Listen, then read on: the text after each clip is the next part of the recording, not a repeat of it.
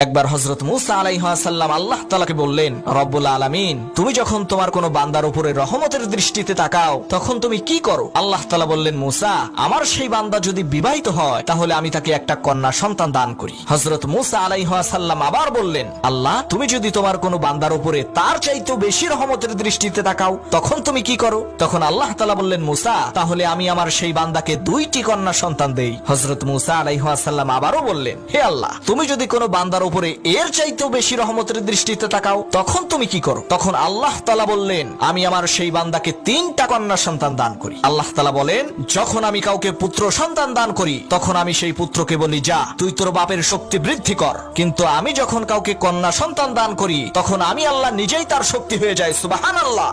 একবার হযরত মূসা আলাইহিস সালাম আল্লাহ তাআলাকে বললেন, রব্বুল আলামিন, তুমি যখন তোমার কোনো বান্দার উপরে রহমতের দৃষ্টিতে তাকাও তখন তুমি কি করো? আল্লাহ তাআলা বললেন, মূসা, আমার সেই বান্দা যদি বিবাহিত হয় তাহলে আমি তাকে একটা কন্যা সন্তান দান করি। হযরত মূসা আলাইহিস সালাম আবার বললেন, আল্লাহ, তুমি যদি তোমার কোনো বান্দার উপরে তার চাইতেও বেশি রহমতের দৃষ্টিতে তাকাও তখন তুমি কি করো? তখন আল্লাহ তাআলা বললেন, মূসা, তাহলে আমি আমার সেই বান্দাকে 2টি কন্যা সন্তান দেই। হযরত মূসা আলাইহিস সালাম আবারও বললেন, হে আল্লাহ, তুমি যদি কোনো বান্দার উপরে এর চাইতেও বেশি রহমতের দৃষ্টিতে তাকাও তখন তুমি কি করো? তখন আল্লাহ তাআলা বললেন, আমি আমার সেই বান্দাকে 3টা কন্যা সন্তান দান করি। আল্লাহ তাআলা বলেন, যখন আমি কাউকে পুত্র সন্তান দান করি তখন আমি সেই পুত্রকে বলি, যা তুই তোর বাপের শক্তি বৃদ্ধি কর, কিন্তু আমি যখন কাউকে কন্যা সন্তান দান করি তখন আমি আল্লাহ নিজেই তার শক্তি হয়ে যাই। সুবহানাল্লাহ।